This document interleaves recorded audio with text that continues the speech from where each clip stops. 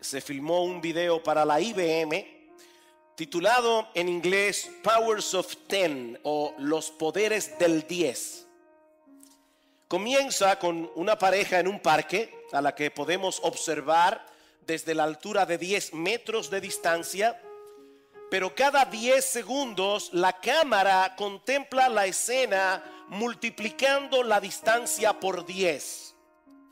Primero 100 metros, después 1000, luego 10.000 y así sucesivamente. La cámara continúa subiendo hasta que la Tierra desaparece, pasa el sistema solar, la Vía Láctea, y cuando estamos a unos cuantos millones de kilómetros lejos de la Tierra, la cámara comienza a acercarse de nuevo en múltiplos de 10 hasta que nos encontramos con la pareja en el parque. Pero esta vez la cámara sigue descendiendo hasta que vemos la mano del individuo y luego una de sus células y después una de sus moléculas y después uno de los electrones y así sucesivamente. Es un video fascinante, por cierto. Dura un poco más de 9 minutos. Y nos muestra cuán diferente puede ser nuestra visión y nuestro entendimiento de las cosas dependiendo de la distancia a la que las observemos. Y mis hermanos, ese mismo principio se puede aplicar al estudio de la Biblia. En ocasiones debemos acercarnos lo más posible a unos cuantos versículos bíblicos o a una sola oración o incluso a una sola frase o palabra del texto para tratar de observar su contenido detenidamente. Pero otras veces necesitamos alejarnos lo suficiente de manera que podamos captar el argumento general de un pasaje extenso o de un libro completo de las Escrituras. Y eso es precisamente lo que hemos estado haciendo con la carta de Pablo a los Efesios en estos últimos domingos. Y yo los invito, por favor, a que vayan conmigo una vez más a la carta del apóstol Pablo a los Efesios. Hace 2 semanas le dimos un vistazo general a los primeros 3 capítulos de la carta con el propósito de captar el propósito de Dios, valga la redundancia, de manifestar la gloria de su sabiduría, el poder de su evangelio a través de la iglesia. El domingo pasado nos acercamos un poco más a los primeros 16 versículos del capítulo 4, donde Pablo nos muestra cómo debemos avanzar todos juntos hacia la madurez espiritual. Y decíamos que esa madurez no es otra cosa que parecernos cada vez más a la imagen de nuestro Señor Jesucristo. ¿Y cómo hacemos eso? Todos juntos, cada uno poniendo en operación los dones que el Señor le ha dado.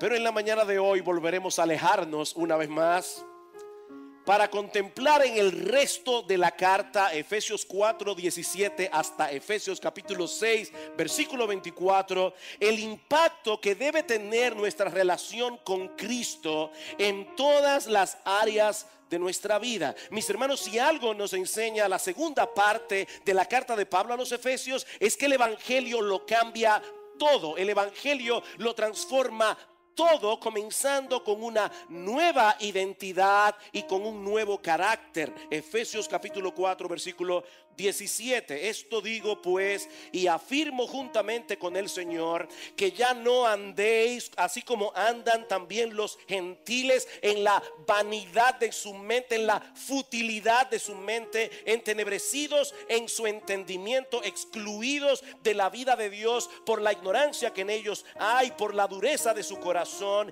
Y ellos, habiendo llegado a ser insensibles, se entregaron a la sensualidad para cometer con avidez toda clase de impurezas. Este pasaje nos presenta un contraste muy marcado entre la vida de aquellos que no conocen a Dios y la vida del cristiano. No andéis más como ellos, dice Pablo. Un estilo de vida no tiene nada que ver con el otro. Es un contraste tan marcado como la luz y las tinieblas. Ahora, hermanos, lo interesante de todo esto es que lo que nosotros somos ahora como cristianos, nosotros que ahora, somos cristianos, alguna vez estuvimos del otro lado. Nosotros que ahora somos cristianos, alguna vez estuvimos del otro lado. Hace unos domingos atrás vimos en Efesios capítulo 2 que todos nosotros estábamos muertos en nuestros delitos y pecados. Y más adelante vamos a ver en Efesios capítulo 5 versículo 8 que nosotros antes éramos tinieblas, pero ahora somos luz en el Señor. La pregunta es, ¿qué fue lo que hizo la diferencia? Pablo está diciendo, no vivan como ustedes vivían antes. Vivan de otro modo ahora. ¿Qué fue lo que hizo la diferencia? Versículo 20 del capítulo 4. Pero vosotros, habiendo ya descrito el andar de los gentiles que no conocen a Dios, pero vosotros no habéis aprendido a Cristo de esta manera. Si en verdad lo oísteis y habéis sido enseñados en Él conforme a la verdad que hay en Jesús. Pablo está visualizando al creyente aquí como alumno de una escuela en donde Cristo nos enseña a Cristo. Él habla de aprender, Él habla de oír, Él habla de ser enseñados.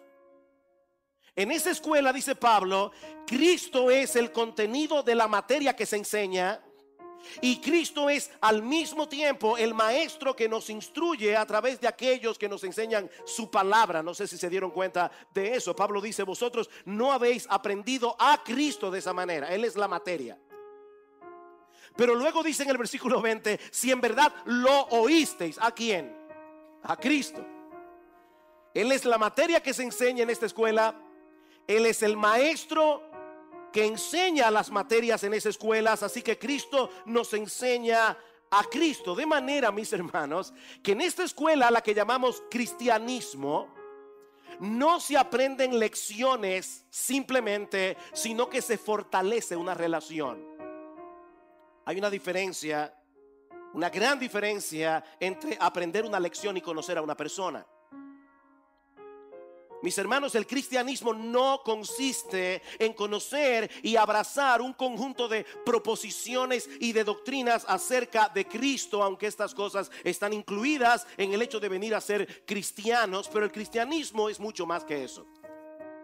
El cristianismo consiste en conocer, confiar, seguir y amar a una persona, nuestro Señor Jesucristo. Y ese conocimiento personal y experimental produce una profunda transformación espiritual que alcanza las partes más profundas de nuestra personalidad y que se manifiesta en todas las áreas de nuestra vida. En otras palabras, mis hermanos, y ahorita van a entender por qué estoy insistiendo en esto, lo que Pablo está diciendo es, no vivan como ustedes antes vivían, porque ahora ustedes no son lo que antes eran.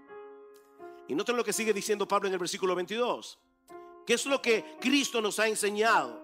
Que en cuanto a vuestra anterior manera de vivir, os despojéis del viejo hombre que se corrompe según los deseos engañosos, y que seáis renovados en el espíritu de vuestra mente, y os vistáis del nuevo hombre, el cual en la semejanza de Dios ha sido creado en la justicia y santidad de la verdad. Nosotros no podemos ver ese texto en detalle, pero lo que Pablo está diciendo aquí, mis hermanos, es que todos los creyentes estamos en un proceso de restauración, estamos en un proceso de remodelación, para ser conformados de nuevo a la imagen y semejanza de Dios en la cual fuimos creados. Antes nosotros pertenecíamos a una humanidad en rebeldía contra Dios, a una humanidad esclavizada al pecado. Pero ¿saben qué pasó? Que por medio de la conversión, los nudos que nos ataban a esa humanidad caída fueron rotos para ser unidos a Cristo por la fe y entrar a formar parte de una nueva familia de hombres y mujeres que comparten esa misma unión. Eso quiere decir, mis amados hermanos, que ahora tenemos una nueva identidad.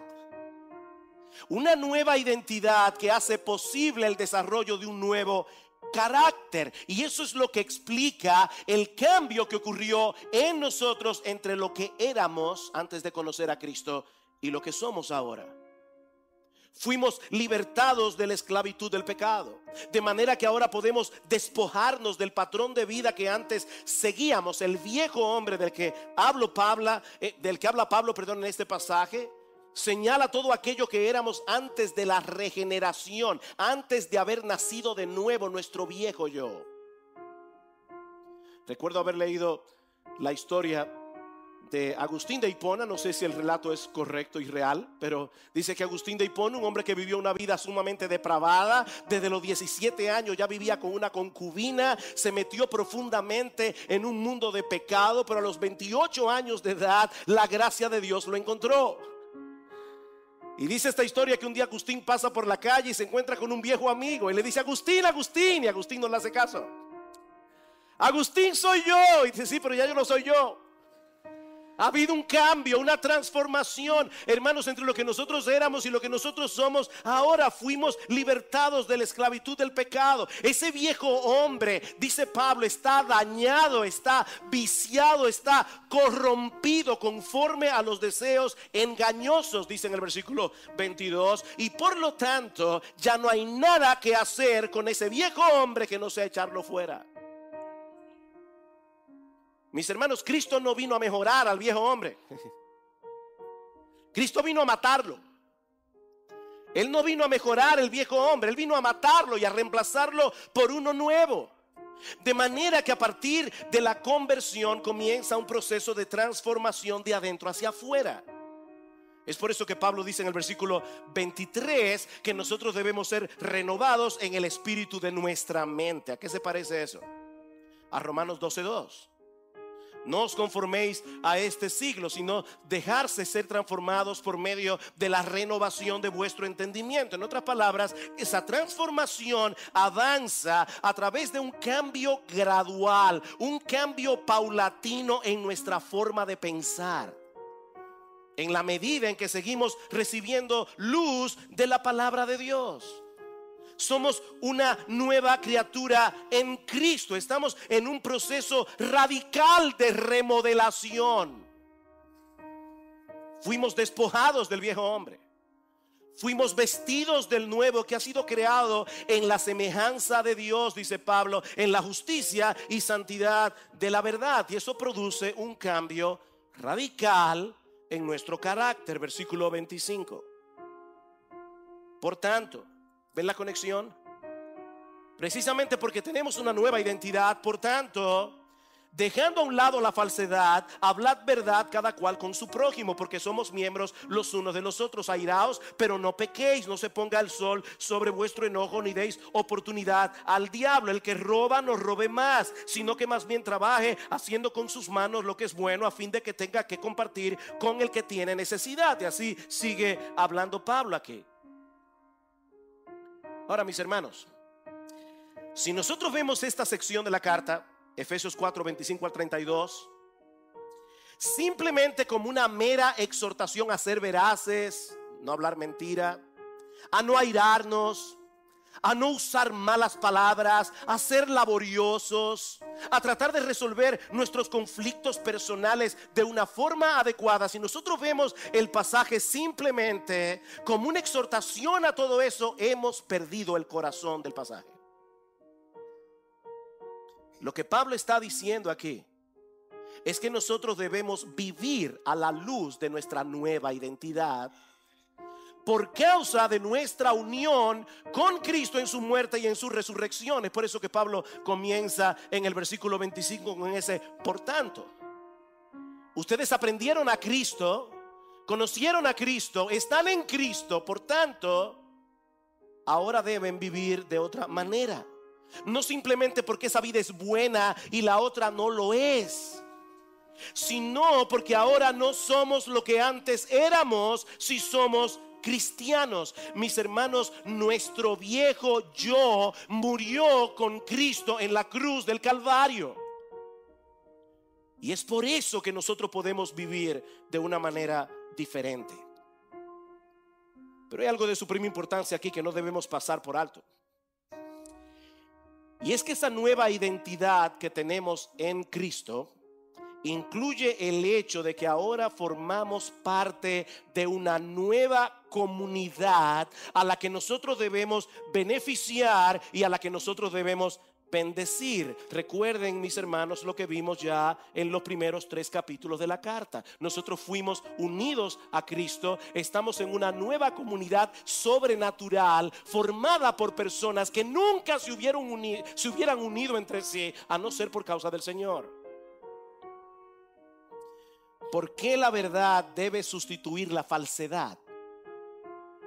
Versículo 25. Porque somos miembros los unos de los otros. ¿Ven el punto? O sea, Pablo no está diciendo simplemente, hermano, a los niños que están, no digamos jamás la mentira. ¿Se acuerdan de esa canción que cantamos en la escuela?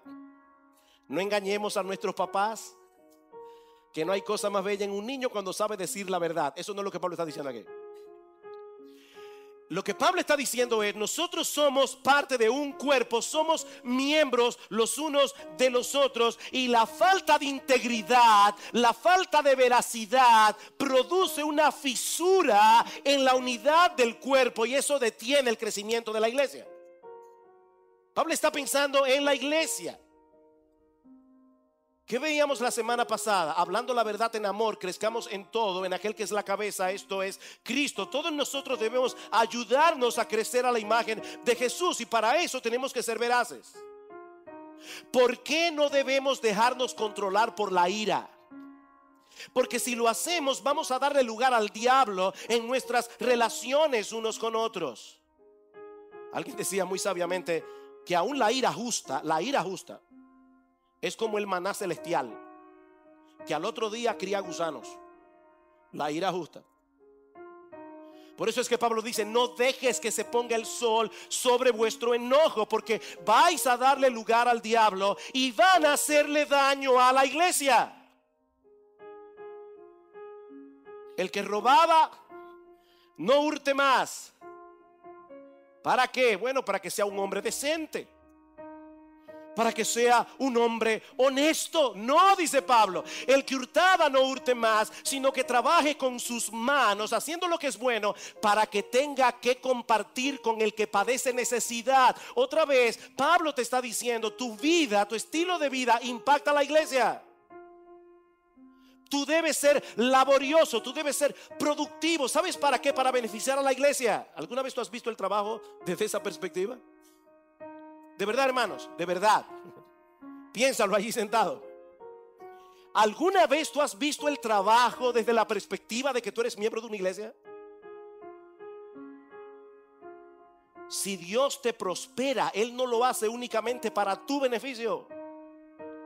Si Dios te prospera económicamente, Él lo hace como parte que eres de un cuerpo, para que tengas el privilegio de poder ayudar a otros, para que puedas contribuir con el avance del reino.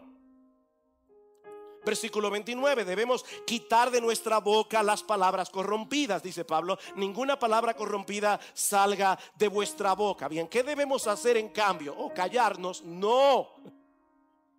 Obviamente, si tú no hablas, ninguna palabra corrompida va a salir de tu boca. Pero lo que Pablo dice en Efesios 4:29 es que nosotros debemos usar nuestros labios para edificar a otros. Que nosotros debemos usar la capacidad que Dios nos ha dado de hablar para poder impartir gracia a los oyentes. Y es impresionante el argumento que Pablo usa en el versículo 30 para motivarnos a tener cuidado con lo que hablamos. Dice, no entristezcáis al Espíritu Santo de Dios, por el cual fuisteis sellados para el día de la redención. El Espíritu Santo es la tercera persona de la Trinidad que ha venido a morar en nosotros como un sello personal de autenticación de parte de Dios. Y mis hermanos, esa persona divina que mora en nosotros y somos creyentes, se entristece cuando nosotros usamos las palabras para dañar en vez de usarlas para edificar. Cada vez que tú chismeas en la iglesia, estás contristando al Espíritu de Dios. Y cada vez que dejas de usar tus palabras para animar a otros, para exhortar a otros, para alentar a otros, para edificar a otros, estás contristando al Espíritu de Dios. Y Pablo concluye esta sección exhortándonos a sustituir el rencor por la benignidad. Versículo 31: sea quitada de vosotros toda amargura, enojo, ira, gritos, maledicencia, así como toda malicia. Sed más bien amables unos con otros, misericordiosos, perdonándoos unos a otros, así como también Dios os perdonó en Cristo. Así reacciona la nueva identidad. Así reacciona el nuevo hombre ante la provocación, ante la injuria, con la misma misericordia, con la misma bondad con que Dios trató con nosotros cuando éramos sus enemigos. ¿Tú te olvidaste de eso? Que nosotros éramos por naturaleza hijos de ira, lo mismo que los demás, pero Dios, por su gran amor con que nos amó, aún estando muertos en nuestros delitos y pecados, nos dio vida juntamente con Cristo. ¿Cómo deben actuar hombres y mujeres que pertenecen a una comunidad cristiana y que fueron hechos partícipes de una obra de salvación tan grande? Dios soportó con paciencia, hermanos, todas nuestras provocaciones. ¿No es así? Y proveyó todo lo necesario para concedernos el perdón de todos nuestros pecados, y nada más y nada menos que al precio de la sangre, de la vida de su propio Hijo. ¿No deberíamos reaccionar como Él ahora que somos sus hijos? Efesios 5:1: sed pues imitadores de Dios como hijos amados. Si somos hijos de Dios, debemos imitarle, dice Pablo. Debemos copiar su carácter. Y eso va a producir en nosotros un cambio radical en nuestra conducta, que es lo que Pablo nos presenta a partir del versículo 2 del capítulo 5. La vida, la nueva vida en Cristo nos da una nueva identidad, transforma nuestra carácter y también transforma nuestra conducta. Ya Pablo había dicho anteriormente que no debemos vivir en el estilo de vida de los gentiles que no conocen a Dios, que andan en la vanidad de su mente. Ahora Pablo va a decir que los creyentes debemos andar en amor, versículo 2, debemos andar en luz, versículo 8, debemos andar en sabiduría, versículo 15. Esa debe ser nuestra conducta. Estas tres cosas están íntimamente conectadas entre sí, porque Dios es amor. Nosotros, sus hijos, debemos andar en amor. ¿Tú oíste eso? Porque Dios es amor. Nosotros, que somos sus hijos, debemos andar en amor. Ese debe ser nuestro estilo de vida característico. Debemos amar. Pero precisamente porque somos hijos de Dios, también debemos desechar toda práctica pecaminosa que se opone al carácter santo y puro de Dios, porque la práctica de esos pecados no conduce al amor genuino que emana de Dios, sino que se opone violentamente a esa clase de amor. Versículo 3 del capítulo 5: pero que la inmoralidad y toda impureza o avaricia ni siquiera se mencionen entre vosotros, como corresponde a los santos. Ni obscenidades, ni necedades, ni groserías que no son apropiadas, sino más bien acciones de gracias. Pablo está diciendo: debemos mantenernos alejados de todos esos pecados en todas sus formas y manifestaciones. ¿Saben por qué? Porque nuestros corazones pecaminosos son altamente inflamables. El pecado todavía mora en nosotros. No podemos pasar cerca del fuego sin sufrir algún tipo de consecuencia. Eso es imposible. Cuando Lester preguntó hace un momento ¿cuántos aquí tienen más de 15 años siendo miembros de la iglesia?, me dio la impresión de que muchos levantaron la mano. Déjame decirte algo, mi hermano. Nadie es lo suficientemente fuerte ni maduro como para coquetear con esas cosas y salir ileso. Nadie. ¿Sabes cuál es el antídoto? Mantente alejado. Aquí no valen años en la fe. Aquí no vale el conocimiento bíblico. Aquí no vale si tú eres pastor. Aquí no vale absolutamente nada excepto la técnica de José, el hijo de Jacob. Sal corriendo. O sea, Pablo está diciendo aquí, esas cosas ni aún se nombren. Esas cosas dañan, esas cosas son peligrosas, esas cosas son absolutamente contrarios a la nueva identidad que nosotros hemos recibido de parte de Dios, porque ahora somos hijos amados de Dios y debemos ser puros y santos como Dios lo es. Y noten cómo Pablo conecta de nuevo el asunto de la identidad. Versículo 7, por tanto no seáis partícipes con ellos, porque antes, erais tinieblas, pero ahora sois luz en el Señor. Andad como hijos de luz. ¿Ven cómo Pablo sigue tratando el tema de nuestra nueva identidad? Antes éramos tinieblas, ahora somos luz. La ignorancia ha sido reemplazada. Perdón, hermanos, y les ruego que oren por mi salud.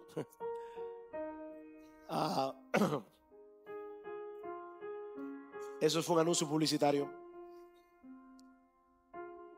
¿Qué significa que nosotros somos luz en el Señor? Lo que eso significa, mis hermanos, es que la ignorancia ha sido reemplazada por el conocimiento, el error ha sido reemplazado por la verdad, la miseria en la que vivíamos fue reemplazada por el gozo y la alegría, nuestro entendimiento ha sido iluminado, nuestros ojos han sido abiertos, nuestro corazón ha sido transformado, de tal manera que no solo tenemos luz, sino que ahora somos luz.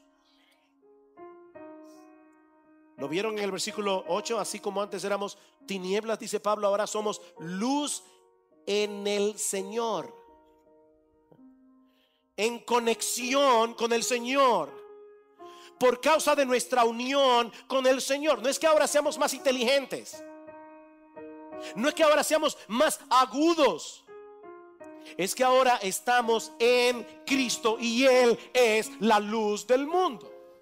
Es por causa de Él, es por el hecho de estar en Él que ahora somos luz. Y precisamente por eso ahora podemos andar en sabiduría, como dice Pablo en el versículo 15. Por tanto, tened cuidado como andéis, no como insensatos, sino como sabios. Tened cuidado de cómo andáis. En otras palabras, Pablo nos está diciendo aquí, debemos examinar con cuidado las decisiones que tomamos. Debemos examinar con cuidado las cosas que hacemos.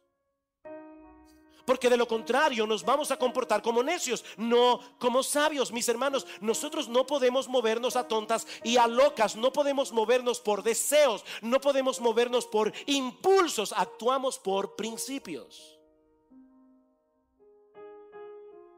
Esa es la esencia de la sabiduría que Pablo está presentando en este pasaje. ¿Y cómo se distingue en la práctica la vida de un necio de la vida de un sabio? Bueno, una de las diferencias más evidentes es la forma como cada uno usa su tiempo. El necio usa su tiempo de una manera y el sabio la usa de otra. Versículo 16, aprovechando bien el tiempo porque los días son malos. No anden como necios, anden como sabios, aprovechando bien el tiempo. El hombre sabio es reflexivo. El hombre sabio se pregunta cómo puede aprovechar al máximo cada oportunidad que se le presenta para crecer en su vida espiritual, para desarrollar una comunión cada vez más íntima con Jesús, para mostrar por medio de su vida la gloria del evangelio, para edificar a otros creyentes, para atraer a otros incrédulos al Señor. Eso es lo que hace un hombre sabio. Y es en ese contexto que Pablo menciona la llenura del Espíritu Santo en el versículo 18. Para poder andar en amor, andar en luz, andar en sabiduría, necesitamos ser controlados por el Espíritu de Dios. Versículo 18, no os embriaguéis con vino, en lo cual hay disolución, sino sed llenos del Espíritu. Y más que una similitud, entre la borrachera y la llenura del Espíritu Santo, lo que Pablo nos está presentando aquí es un contraste.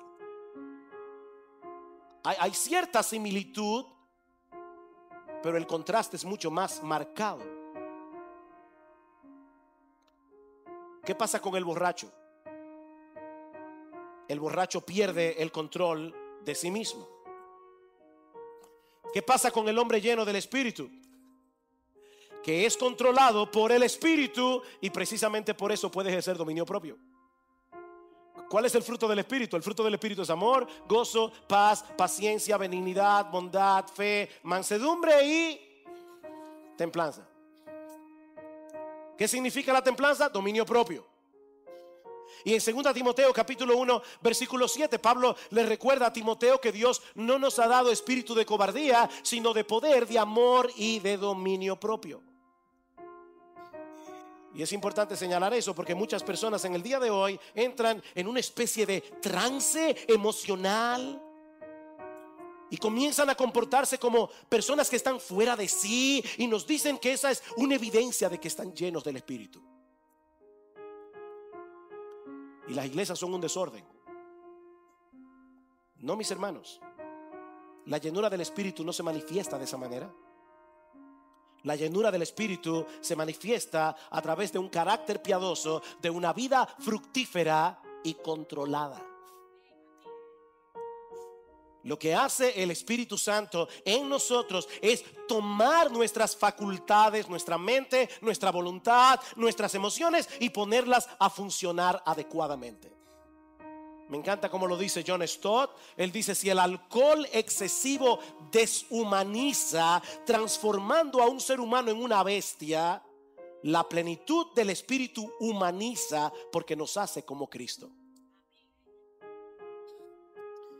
¿Y cuál será el resultado de esa llenura, de ese control del Espíritu? Versículo 19, hablando entre vosotros con salmos, himnos y cantos espirituales, cantando y alabando con vuestros corazones al Señor, dando siempre gracias por todo en el nombre de nuestro Señor Jesucristo, a Dios el Padre, sometiéndoos unos a otros en el temor de Cristo. En otras palabras, la llenura del Espíritu produce gozo, gratitud, una comunión edificante y la capacidad de someternos unos a otros.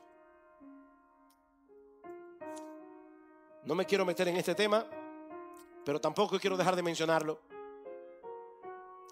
Aún el canto en la iglesia, hermanos, tiene un aspecto corporativo. ¿A quién cantamos nosotros? Al Señor. ¿Para beneficio de quién? De todos nosotros. De paso, yo sé que en nuestra generación la música en la iglesia se ha vuelto un problema y motivo de mucha discusión. ¿Qué instrumentos usar? ¿Qué instrumentos no usar? Obviamente yo no me voy a meter en ese problema ahora, pero quiero decirles algo, mis amados hermanos. Cuando en una iglesia la música es tan alta que tú no puedes oír a la congregación, algo no está bien. Porque la razón por la cual estamos aquí cantando no es solamente para alabar a Dios, es para edificar con nuestras voces unos a otros a través de nuestros cantos. Por eso cantamos letras que tienen profundidad teológica, profundidad bíblica, porque nosotros hemos venido aquí a edificarnos y eso produce la llenura del Espíritu Santo. ¿Y cómo podemos ser llenos del Espíritu? Llenando nuestras mentes de la palabra de Dios inspirada por el Espíritu, de manera que esa palabra controle cada vez más nuestros pensamientos y acciones. En otras palabras, tenemos que seguir siendo renovados en el espíritu de nuestra mente por medio de las Escrituras. Es interesante notar que en Colosenses capítulo 3 versículo 16 Pablo nos exhorta a que la palabra de Cristo more en abundancia en nosotros. Lo sorprendente de ese texto en Colosenses es que los frutos que Pablo menciona que van a venir como resultado de ser controlados por la palabra son exactamente los mismos que Pablo menciona en Efesios 5 como resultados de ser controlados por el Espíritu. Porque en la misma medida en que la palabra de Cristo va tomando lugar en nuestra mente, ¿saben lo que va a pasar? Nosotros vamos a comenzar a pensar como Él, a actuar como Él y a parecernos a Él. ¿Ven cómo volvemos otra vez al tema de la identidad? Somos cristianos. Estamos en Cristo. Y nuestra meta como creyentes es parecernos cada vez más a Jesús, porque Él es nuestra vida. Y avanzamos hacia esa meta en la medida en que llenamos nuestras mentes de su palabra, nos dejamos controlar por su palabra en dependencia del Espíritu Santo. ¿Qué hemos visto hasta aquí? Que la nueva vida en Cristo transforma nuestra identidad y por lo tanto nuestro carácter, que la nueva vida en Cristo transforma nuestra conducta. Pero este pasaje nos enseña también que la nueva vida en Cristo transforma nuestras relaciones en el hogar y en el trabajo. Ese es el tema de la nueva sección de la carta que comienza en el versículo 22 del capítulo 5. Y una vez más, mis hermanos, pudiéramos dedicar una serie de varios mensajes para explicar el contenido de esta sección de la carta a los Efesios, y seguramente nos vamos a quedar muy cortos. Pero lo que quiero resaltar aquí es la relación de estos versículos con el tema que Pablo viene tratando en el resto de la carta. Lo que Pablo dice en Efesios 5 es que el evangelio que hemos creído, si realmente lo hemos creído, ese evangelio debe impactar profundamente nuestra vida familiar. Las esposas deben someterse voluntariamente a sus maridos, de la misma manera que la iglesia está sometida a Cristo. De paso, esto en la época de Pablo tiene que haber sido sumamente revolucionario. Porque Pablo no está diciendo allí: maridos, sometan a sus mujeres. En la época de Pablo, las mujeres eran casi un objeto del marido. Y había una relación casi dictatorial del pater familia, de la cabeza del hogar, sobre la esposa y sobre los hijos. No, el apóstol Pablo está diciendo a las mujeres: ustedes ahora que son libres en Cristo, sométanse a sus maridos. No somos nosotros los que debemos someter a nuestras esposas. No, a los esposos Pablo les dice que deben amar a sus esposas, no someterlas. Deben amar a sus esposas y entregarse por entero a sus esposas. ¿Saben por qué? Porque eso es lo que hace Cristo con su esposa. Eso es lo que hace Cristo con su mujer, con la suya. Efesios 5:25, maridos, amad a vuestras mujeres, así como Cristo amó a la iglesia y se dio a sí mismo por ella, para santificarla, habiéndola purificado por el lavamiento del agua por la palabra. Hemos dicho muchas veces desde este púlpito: el matrimonio está supuesto a ser una parábola viviente de la relación entre Cristo y su iglesia. O si quieren ponerlo de otro modo, los esposos cristianos debemos hacer visible el evangelio por medio de nuestra relación matrimonial. Noten el versículo 28 de Efesios 5. Así también deben amar los maridos a sus mujeres como a sus propios cuerpos. De paso, esto no es una comparación, esto es una explicación. O sea, Pablo no está diciendo: maridos, ustedes deben amar a sus mujeres como aman sus cuerpos. No. Lo que Pablo está diciendo aquí es: maridos, ustedes deben amar a sus mujeres porque ellas son vuestro cuerpo. No es una comparación, es una explicación. Ella es tu otra mitad. Ámala. El que ama a su mujer, a sí mismo se ama. ¿Ven el punto? Porque nadie aborreció jamás a su propio cuerpo, sino que lo sustenta y lo cuida, como también Cristo a la iglesia, porque somos miembros de su cuerpo. Es por esto dejará el hombre a su padre y a su madre, se unirá a su mujer, y los dos serán una sola carne. Grande es este misterio, pero hablo con referencia a Cristo y a la iglesia. La iglesia no existía como tal en el huerto del Edén, pero Pablo está diciendo aquí que desde que se celebró el primer matrimonio entre Adán y Eva, ya Dios tenía en mente que la relación matrimonial iba a ser un reflejo de la relación entre Cristo y su iglesia. Ese es el modelo que debemos imitar, es el modelo que debemos reflejar. Hermanos, escúchenme bien. Si en un matrimonio cristiano el esposo no es la cabeza del hogar, el esposo no es el líder espiritual, el esposo no es el proveedor, el esposo no es el protector, en un hogar donde el marido no es cabeza del hogar y donde la mujer voluntariamente no se está sometiendo a su marido, en ese matrimonio se está cometiendo un pecado de enormes proporciones, porque están presentando una imagen distorsionada del evangelio.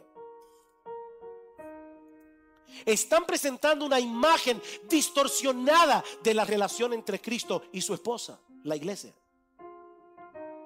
De nuevo, mis hermanos, este es un llamado a vivir a la altura de nuestra nueva identidad. Es un llamado a vivir a la altura de lo que somos como cristianos. Mira, mi hermano, si tú dices creer en las verdades que Pablo desglosa en los primeros 3 capítulos de esta carta que ya vimos hace 2 semanas atrás, eso tiene que impactar tu vida matrimonial. Y lo mismo podemos decir entre las relaciones de los padres y los hijos. Pablo exhorta a los hijos en el versículo 1 del capítulo 6 a que obedezcan a sus padres. ¿Cómo? En el Señor. ¿Ven el punto? Obedezcan a sus padres en el Señor. Es decir, por causa de la relación que tienes ahora con Cristo como Señor de tu vida. Él es el creador del orden familiar y por lo tanto los hijos que todavía están bajo la autoridad paterna, ellos deben mostrar su sumisión a Cristo obedeciendo a sus padres terrenales. El evangelio debe producir esa clase de obediencia. Pero de la misma manera Pablo dice también a los padres varones masculinos, no está diciendo progenitores, está diciendo papá. Papá, si tú eres papá y no mamá, esta palabra es para ti. Y vosotros, padres, no provoquéis a ira a vuestros hijos, sino criadlos en la disciplina y amonestación ¿de quién? Del Señor. Otra vez, no es una simple crianza. Es una crianza que se deriva del evangelio. Es una crianza que se lleva a cabo bajo la atmósfera del evangelio. Nosotros criamos a nuestros hijos no para que sean buenos ciudadanos, para que sean hombres de bien. Nosotros los criamos en el Señor. Luego en los versículos 5 al 8 Pablo exhorta a los siervos a que obedezcan y sirvan a sus amos con sinceridad de corazón, como lo harían con Cristo mismo. Y aunque en esta época no hay esclavos, por lo menos no oficialmente, esto se aplica a todo el que tiene, a todo el que es empleado. Sirve de corazón. Pablo dice en el versículo 7, servid de buena voluntad como al Señor y no a los hombres, sabiendo que cualquier cosa buena que cada uno haga, esto recibirá del Señor, sea siervo, sea libre. En palabras contemporáneas, no uses el tiempo del trabajo para chatear, no uses el tiempo del trabajo para mandar WhatsApps, a menos que sea del trabajo, para ver el Facebook. Sirve a tu patrón como si fuera Cristo mismo. Esa es la teología del trabajo que produce el evangelio. Y si tú eres patrón, escucha lo que dice Pablo en el versículo 9: vosotros, amos, haced lo mismo con ellos y dejad las amenazas, sabiendo que el Señor de ellos y de vosotros está en los cielos y que para Él no hay acepción de personas. Pablo está diciendo: patrones, ustedes están bajo la autoridad imperial del Rey Jesús. Y algún día le van a dar cuenta a Él de lo que ustedes hicieron con esa autoridad delegada. Mis hermanos, ¿cuál es el punto que Pablo está tratando de hacer? Que tu cristianismo debe ser evidente no solo cuando estamos reunidos en la iglesia. Tu cristianismo debe ser evidente en casa. Tu cristianismo debe ser evidente en tu lugar de trabajo. Ahora debemos estar conscientes, mis hermanos, de que eso no es nada sencillo. Eso no es sencillo. ¿Saben por qué? Porque nosotros tenemos un enemigo. Tenemos un enemigo que nos enfrentará con todas las fuerzas de su ser para que no conectemos los puntos entre el evangelio que creemos y la vida que vivimos. Y eso nos lleva a nuestro último encabezado, que veremos mucho más brevemente. Y es que la nueva vida en Cristo implica una lucha espiritual de enormes proporciones que solo podremos enfrentar haciendo uso de la armadura de Dios. La nueva vida en Cristo implica una lucha espiritual de enormes proporciones que solo podremos enfrentar haciendo uso de toda la armadura de Dios. Versículo 10. Por lo demás, hermanos, ¿quieres cumplir? ¿Quieres vivir a la altura de todo lo que Pablo ha estado describiendo aquí? De lo que es un cristiano en la iglesia, en el hogar, en el mundo. Fortaleceos en el Señor. Fortaleceos en el Señor y en el poder de su fuerza. Revestíos de toda la armadura de Dios para que podáis estar firmes contra las insidias del diablo, porque nuestra lucha no es contra sangre y carne, es contra principados, contra potestades, contra los poderes de este mundo de tinieblas, contra las huestes espirituales de maldad en las regiones celestes. Wow. Mis hermanos, Pablo presenta la vida cristiana como una guerra. Una guerra espiritual a la que debemos ir con todo el equipo de combate que Dios nos ha provisto. Hay un cuartel general con el que debemos permanecer en contacto todo el tiempo por medio de la oración. Mis hermanos, no vean la oración, como dice John Piper, como un walkie-talkie. Digo, como no como un walkie-talkie. Veanla, le decía, no vean la oración como esa, se me fue la palabra de la mente, pero a veces uno tiene en la habitación un intercom para decirle a la chica de la cocina que le traiga un vaso de agua. No, la oración no es un intercom. La oración es un walkie-talkie con el cual nosotros nos ponemos en contacto con el cuartel general, porque constantemente vamos a tener que recibir cobertura aérea. Estamos en una guerra. Estamos en una guerra. Hay un enemigo, hermanos, al que debemos conocer y al que debemos resistir.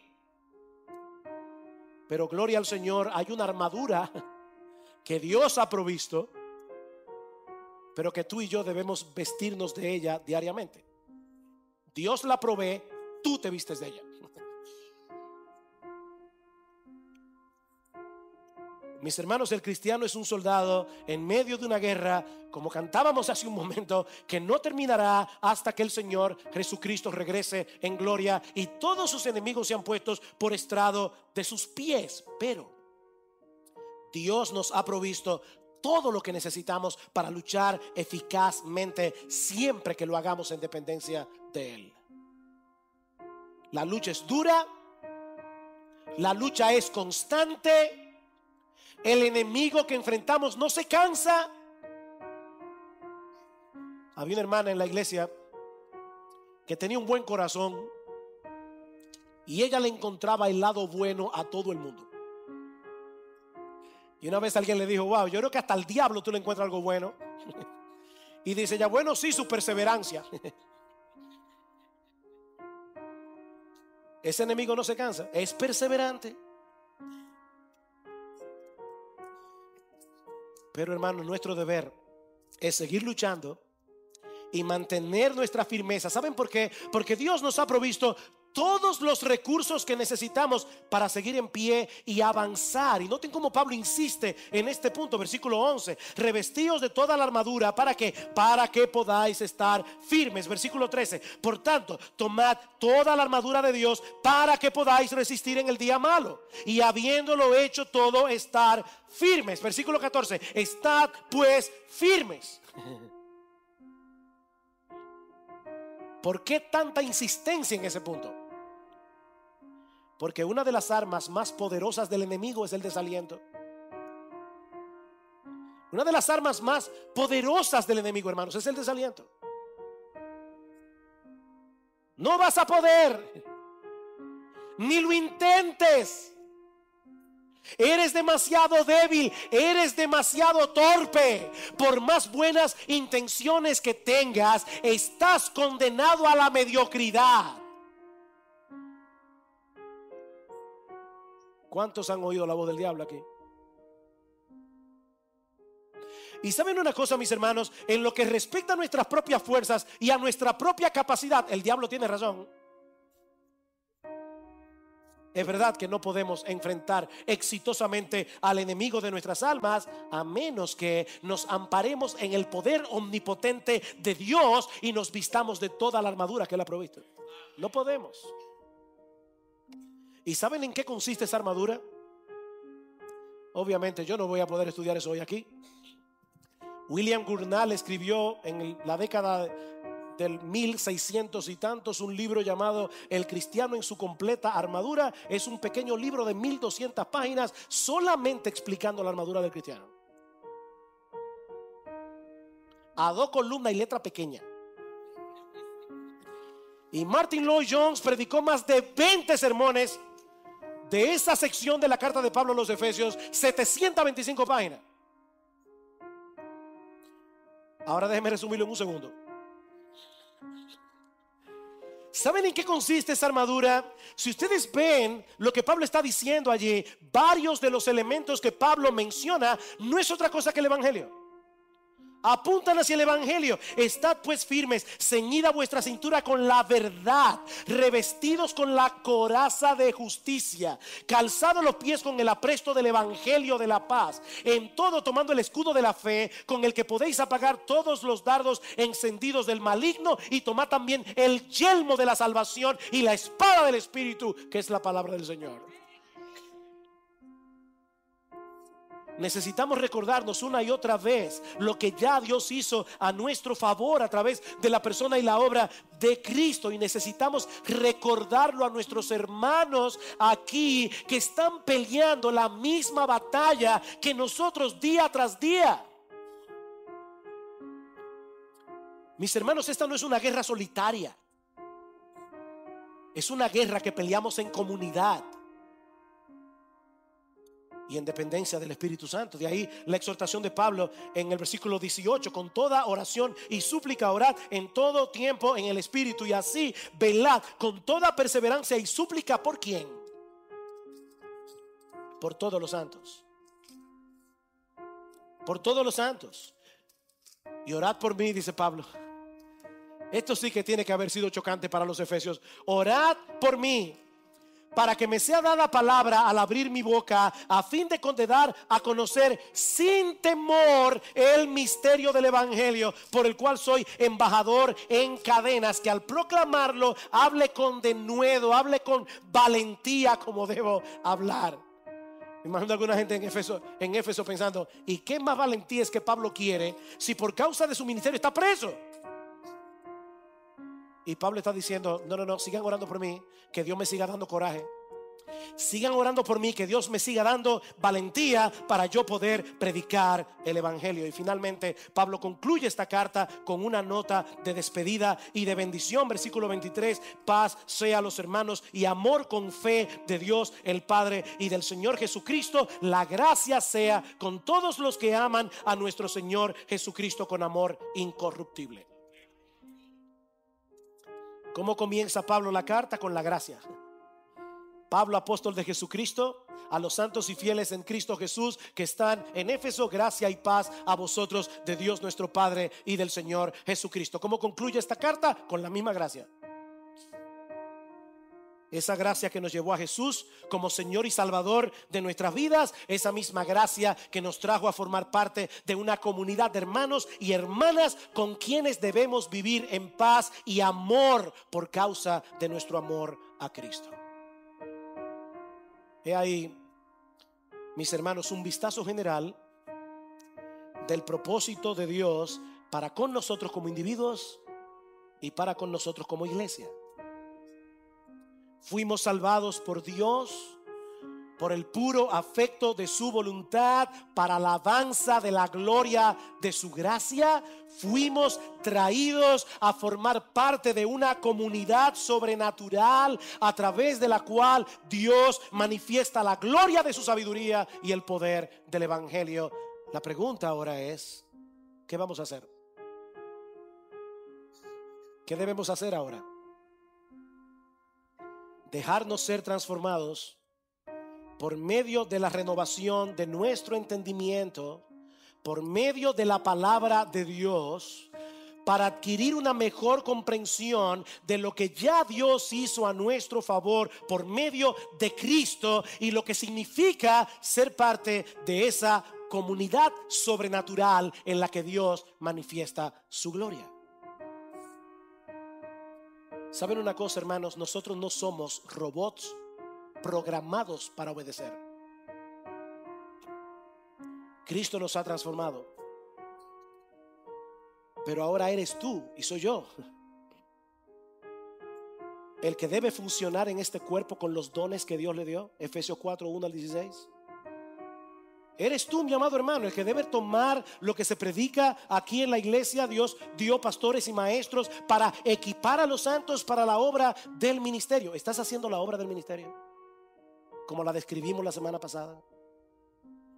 Eres tú, mi amado hermano, el que debes tomar la decisión de que ninguna palabra corrompida salga de tu boca, sino la que sea buena para la necesaria edificación a fin de dar gracia a los oyentes. ¿Estás edificando tú a los hermanos de tu iglesia?